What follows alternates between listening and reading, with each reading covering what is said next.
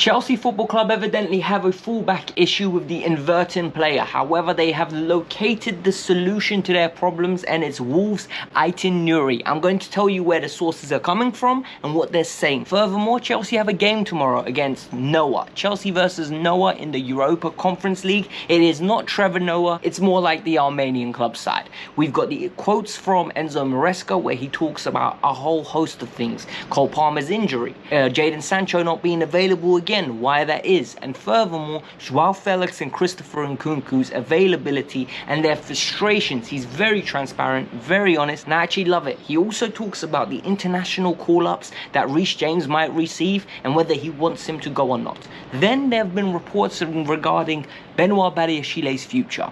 It is good news in the sense that Chelsea want to keep him. However, he has his take within the press conference as well, and we've got the two most important things to take away from that.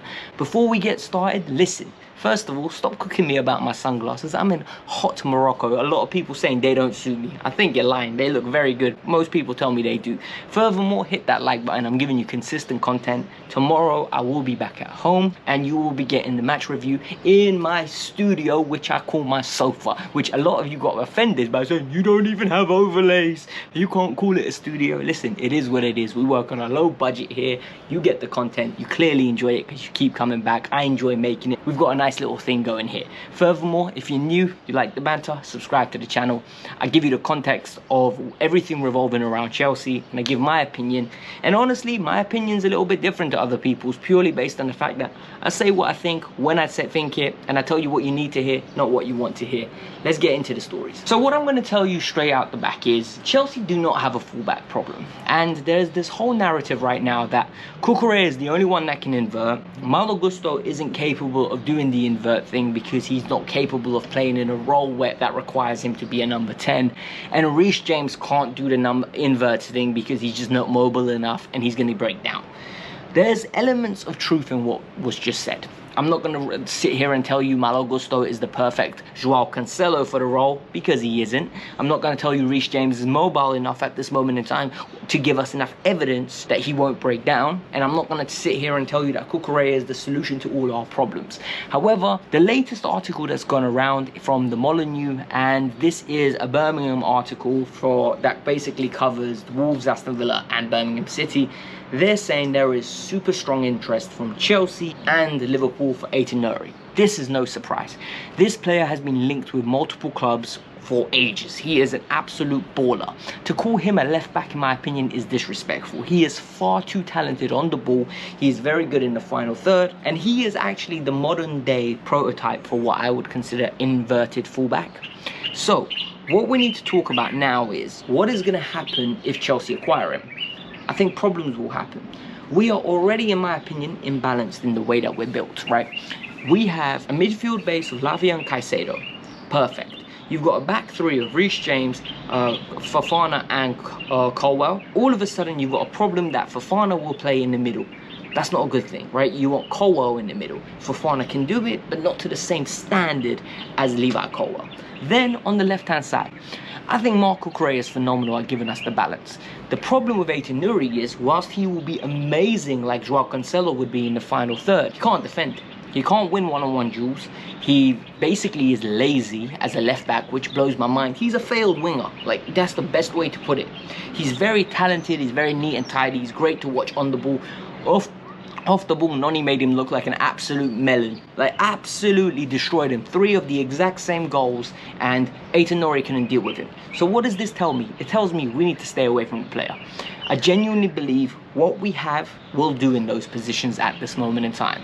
What I want Enzo Maresca to do is go for a base of Lavia and Caicedo, push up the fullbacks and let Reece James and Malo Gusto be the natural width with Cucurella on the other side, and if needed, Cucurella can be the one that's a little bit more defensive and just enable us to play Cole Palmer on that right hand side and let him roam, let him go crazy. But it is what it is. That's for another day. So for me, I don't think there's much credence to this story, purely based on the fact that I don't think Chelsea really need him and he would be very expensive. On to the next one. So Chelsea have got a huge game tomorrow in the Conference League, and this game is absolutely pivotal for us to win. We need the good field atmosphere back, and what we need at this moment in time is that Cole Palmer to get fit. He won't be playing tomorrow. However, according to Enzo Maresca, this gentleman has not played at all. So he has not been in training after the kick that Martinez gave him, and it was a bad one. Enzo took another shot at Martinez. He basically reiterated this was an injury that we need to progress and we'll look over. Cole is fighting to be fit for the Arsenal game on Sunday, which is going to be massive, and I can't wait for it. But he's not available tomorrow, so hopefully he recovers, but he has not trained as of yet. Jadon Sancho, on the other hand, he hasn't trained either. He's got a little knock. He was ill, then he came back, he picked up a little knock. He's going to be out. What does this mean? It means that two kids are going to get an opportunity. Sam Raksaki is going to get an opportunity, who's a centre midfielder. And more importantly, Tyreek George will definitely be in the squad, according to Enzo Maresca, which means we're going to see some rotation. Hopefully Tyreek gets more minutes, because we need to see him play a bit more. I feel like there's a lot of talent in that kid. I feel like he needs a loan in January just to go and kickstart his season, and then next year he can hit adult football and absolutely take it by storm. But that's just my personal opinion. On to the next story. So look, inevitably the question is asked, right? How are the players doing with the fact that they're not getting regular minutes in the Premier League, but they're getting regular minutes in the Conference League? And how is it doing for their psyche? Personally, I think it's very interesting that at this moment in time, we've got a few players that are doing this, right? And Enzo Maresca reiterated, look, he feels sorry for João, he feels sorry for Cristo, he feels sorry for Mudryk, because they all deserve the minutes. However, he can't just give everyone minutes, because Neto deserves minutes, Noni deserves minutes, Palmer deserves minutes, Jackson deserves minutes. And what he's essentially trying to tell you is, I value those players more than I value the three I initially mentioned. That's his stance. He also said that in another team, he believes Nkunku was excellent in pre-season, and he's a number 10. And for me, the question has to arise. And you don't know, I love João Felix. I think he's a phenomenal player. But why did we sign João Felix? If you think Nkunku's best position is a 10, why did we go and get João Felix? Because all of a sudden now we've got a problem on our hand. And the problem is that João Felix has to play in a 10, and he's not a 9. So Nkunku's going to have to go do a role that he's not comfortable doing, and you're essentially not utilizing neither player, because João likes to link up with a target man, Nkunku likes to link up with a target man, and neither one of them is a target man. So for me, whilst everyone's always raving about how much options we have and how great it is, it's great when there's injuries. We don't have any injuries. It essentially, like, it's what I was complaining about. I remember in the summer, I used to tell you guys, right? I want 6 players for 4 positions. And the reason I want 6 players for 4 positions is because Tyreek George could be the 7th option if someone gets injured. However, what we have right now is 8 players for 4 positions, meaning everyone's hungry to play. Enzo Maresca needs to feed everyone. He needs to make sure that they're all eating and they're all satisfied with the minutes they're getting. And then he has to deal with egos and personalities. It is a very, very difficult job. Whilst it's great to have a big squad because there's potential of a lot of games, when you're out of the cups, it is an ongoing burden and a huge problem. That's my personal opinion. I want to know yours. Do you think our squad is too big? One thing that was very evident for me was that from the outset, they asked him about Reece James. They were like, look, Reece James could be getting called up for England. How do you feel about this? He said, look, I basically said he doesn't care. But at the same time, he gave us some detail in the answer. He said, look, if they're getting called up, it means they're doing something great. It means it's good for the players. It's good for the national team. It's good for us. And it's good for their brand. Meaning, if they get called up, it's great news. However, he would prefer, and I'm telling you this now, he would prefer he doesn't get called up. What I think should happen is if Reece gets called up, Reece should only play 1 games. Reece should play 1 game a week. He should not be playing more than 1 game a week. And personally, if he starts playing more than 1 game a week, we've got a serious problem on our hands. Because if he gets injured on international duty, I will be fuming. Like, genuinely, he should not be going, in my opinion. I think he should sit this one out, and then under Thomas Tuchel in March, get called up. I think this one, he needs to sit out. I think he needs to rest. He needs to do the Wesley Fofana route where you miss the first international break. Your main concentration needs to be to play consistent football for your club. He's going to be playing 4 games potentially by the time international break comes up. I don't want to see him playing for England. That's just my personal opinion at this moment in time. In 2025, we reconsider it with Reece James and Thomas Tuchel. Tuchel, in my opinion, will look after him. He knows the guy, he knows his body, and he knows how important this player can be. So let me know your thoughts. Do you think Reece James should be called up or not? Now we need to get into Benoit Badiashile, right? So recently, Fabrizio Romano has come out with an article that basically he reiterated this. Chelsea do not want to sell Benoit Badiashile. They think he's very important. They think there's a lot of potential in this player, and they believe that his future is at Chelsea Football Club. For me, that sounds all well and good, but Badiashile wants to play. Like, don't get me wrong. I think Badiashile is a very good player. I think he's got height. He's fairly quick across the ground. He's good on the ball. The problem with Badiashile is he makes brain farts at the wrong time, right? He'll have 80 minutes of a great game, but then he'll have a 5 to 10 minute spell where he is absolutely abysmal, where his decision making goes out the wall. He absolutely doesn't know what he's doing, and he just looks like Bambi on ice, like he's lost, like a lost puppy.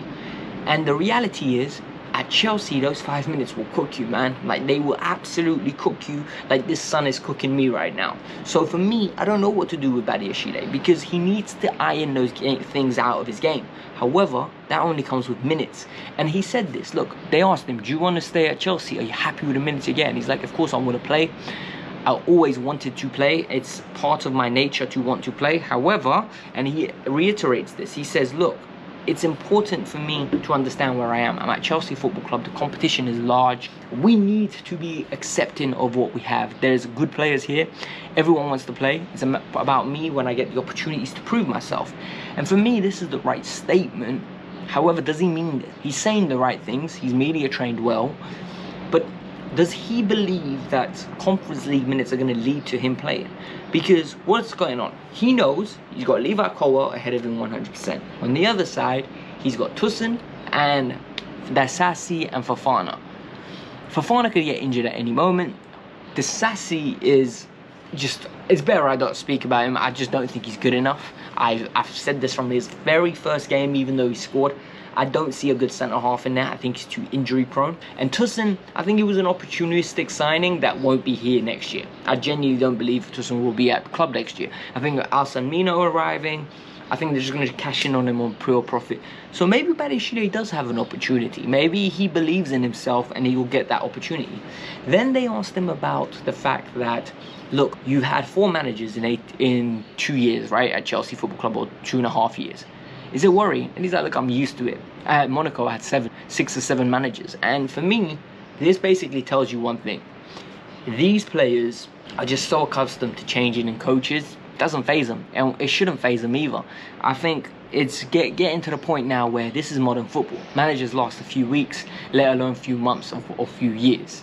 Like, so if results aren't going their way, they're just going to move them on. And for me, Badiashile is right in what he says. He can only do what he can, and that's try to impress all of them. But this was the Kavkas View. I hope you lot enjoyed this video.